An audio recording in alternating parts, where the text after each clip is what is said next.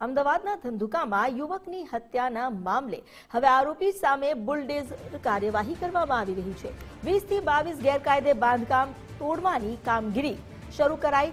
14 દુકાનના શેડ, 5 મકાનનું દબાણ હટાવવા માટેની કાર્યવાહી શરૂ કરાઈ। ડિમોલેશન માટે આરોપીના ઘરના વીજ જોડાણ પણ કાપી નાખવામાં આવ્યા છે। પોલીસના ચુસ્ત બંદોબસ્ત સાથે આ કામગીરી શરૂ કરવામાં આવી। એસપી, ડીવાયએસપી અને પીઆઈ કક્ષાના અધિકારીઓ પણ ઘટના સ્થળે હાજર છે। ધંધુકા નગરપાલિકાની ટીમ દ્વારા ડિમોલેશનની કામગીરી હાથ ધરાઈ। નજીવી બાબતે ધર્મેશ ગમારાની હત્યા થઈ હતી। હત્યા બાદ વિસ્તારમાં ફાટી નીકળી હતી હિંસા। અમારી સાથે જોડાયા છે સંવાદદાતા માનસી, તેમની પાસેથી વધુ વિગતો લઈએ। માનસી, હત્યા બાદ જે હિંસા ફાટી અને હવે બુલડોઝર કાર્યવાહી પ્રશાસન તરફથી કરવામાં આવી રહી છે, શું અપડેટ?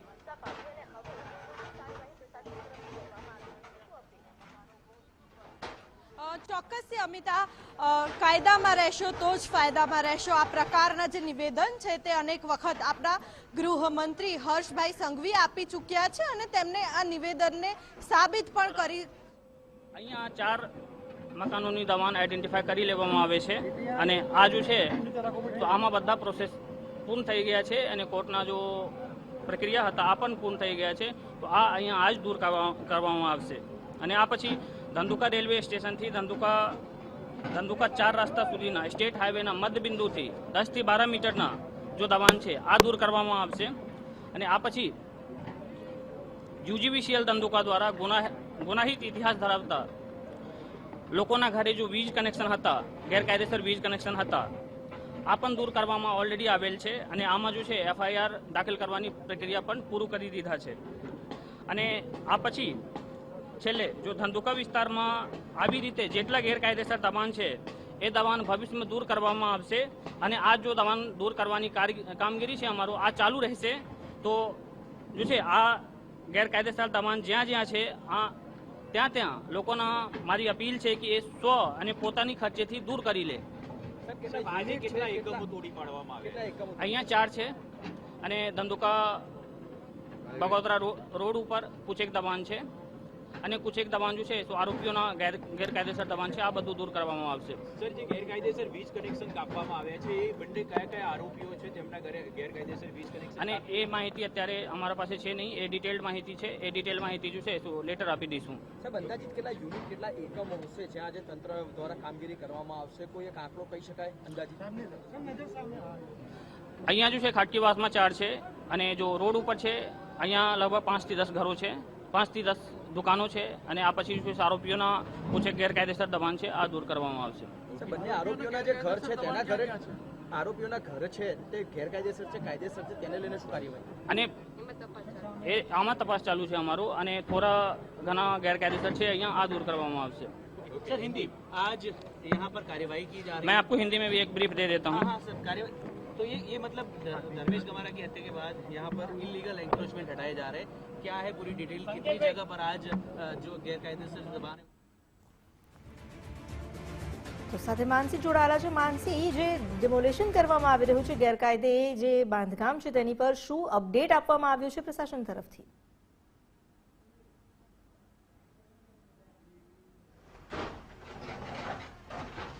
ચોક્કસ અમિતા, આપણા જે ગૃહમંત્રી છે હર્ષભાઈ સંઘવી તેમને અનેક વખત નિવેદનો આપી ચૂક્યા છે કે કાયદામાં રહેશો તો જ ફાયદામાં રહેશો અને તેમને આ અનેક વખત જાહેર મંચ પરથી નિવેદન આપ્યું છે અને તેમને સાચું સાબિત કરીને બતાવ્યું છે। કારણ કે છેલ્લા ઘણા સમયથી જે અસામાજિક તત્વો છે તેની સામે પોલીસ પ્રશાસન દ્વારા અને ગૃહ વિભાગ દ્વારા તમામ જે કાર્યવાહી છે તે કરવામાં આવતી હોય છે અને આ જ કાર્યવાહી હવે ધંધુકામાં થયેલી જોવા મળી રહી છે। ધંધુકાના આ દ્રશ્યો છે કે ધંધુકા ખાતે બાઇક ઓવરટેક કરવાની જે સામાન્ય બાબત છે અને આ જ સામાન્ય બાબતે થયેલી હત્યા અને ત્યારબાદ શહેરમાં ફેલાયેલી અશાંતિ મામલે હવે પોલીસ વિભાગ સંપૂર્ણ એક્શન મોડમાં આવી ગઈ છે।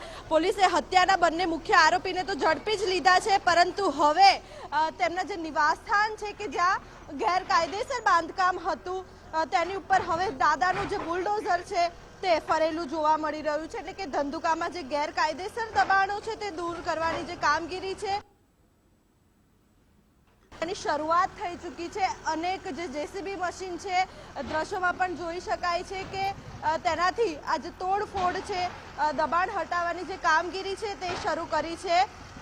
મહત્વનું છે કે અમદાવાદ જિલ્લાના ધંધુકા શહેરમાં જે ધર્મેશ ગમારાની હત્યા બાદ સમગ્ર વિસ્તારમાં તણાવપૂર્ણ પરિસ્થિતિ બની ગઈ હતી અને ઘટનાને ગંભીરતાથી લઈ સ્થાનિક પ્રશાસનને કડક એક્શન લેવાનું શરૂ કર્યું છે. કાયદો અને વ્યવસ્થા જાળવવા તેમજ ગેરકાયદેસર દબાણો દૂર કરવા માટે તંત્ર દ્વારા જે વ્યાપક કામગીરી છે તે શરૂ કરવામાં આવી છે. હત્યા પ્રકરણ બાદ ધંધુકામાં જે ગેરકાયદેસર બાંધકામો અને દબાણો છે તેની સામે બુલડોઝર એક્શન લેવામાં આવી રહ્યું છે અને નગરપાલિકા, માર્ગ અને મકાન વિભાગ, સિટી સર્વે, યુજીવીસીએલ, મેડિકલ વિભાગ, ફાયર વિભાગ તેમજ રેવન્યુ વિભાગના સંયુક્ત પ્રયાસોથી આ ડિમોલેશન ડ્રાઈવ જે છે તે હાથ ધરવામાં આવી છે.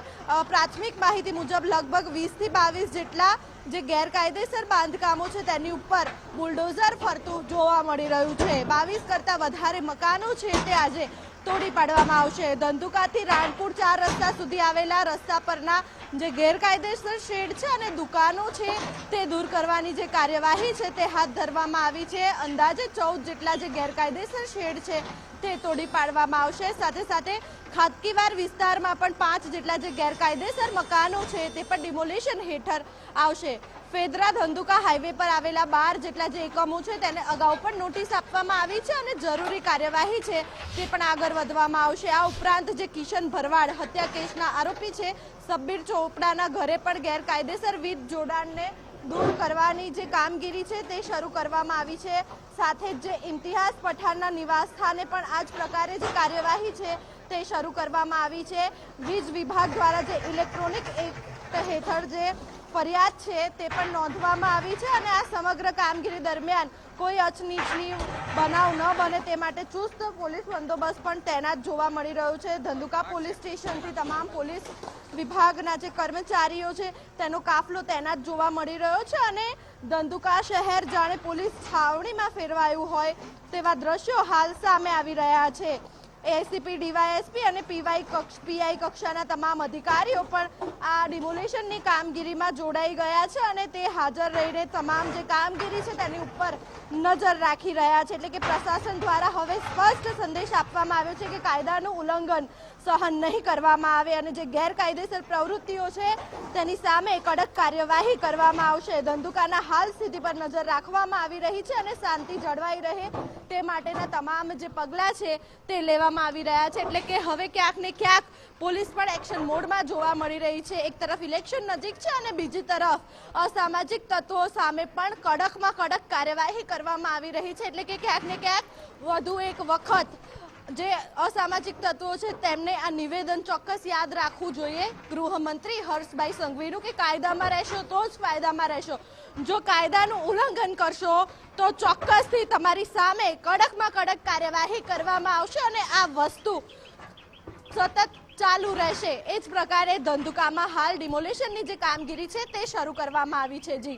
જી આભાર આપનો જાણકારી આપવા માટે. તો અત્યારે જેટલી પણ ગેરકાયદે મિલકત છે, માલ છે, તેને ડિમોલેશનની કામગીરી શરૂ કરી દેવામાં આવી છે. લગભગ 22 જેટલા મકાન પણ તેમાં સામેલ છે. આરોપીઓએ નજીવી બાબતે યુવકની હત્યા નિપજાવી હતી. 11 PSI, 18 PSI, 11 PI तथा 400 થી 500 मानसों અત્યારે બંદોબસ્ત રાખવામાં આવ્યો છે અને अभी हमारे तरफ से मेडिकल और फायर की टीम भी यहाँ पे हाजिर रखी गई है. ड्रोन से पेट्रोलिंग चालू है और बाकी सारे मेजर्स के आगे कोई अनिश्चनीय बनाव न बने उसके लिए भी यहाँ पे पुलिस बंदोबस्त मदद में है. जो डिस्ट्रिक्ट एडमिनिस्ट्रेशन द्वारा पूरी क्रिमिनल हिस्ट्री निकाल के जो प्रोसेस खत्म की गई है उसमें जो आरोपियों के नाम जिनको नोटिस देने में आए हैं उनके आज डिमोलिशन किया जा रहा है और उसमें पुलिस बंदोबस्त मदद में रखा है. अन्य जिलों से भी कोई टीम अभी अन्य जिलों से टीम बुलाई गई है, रेंज से टीम बुलाई गई है और वो भी यहाँ पे यहाँ बंदोबस्त में हाजिर है. मैडम અત્યારે ધંધુકામાં જે કાર્યવાહી ચાલી રહી છે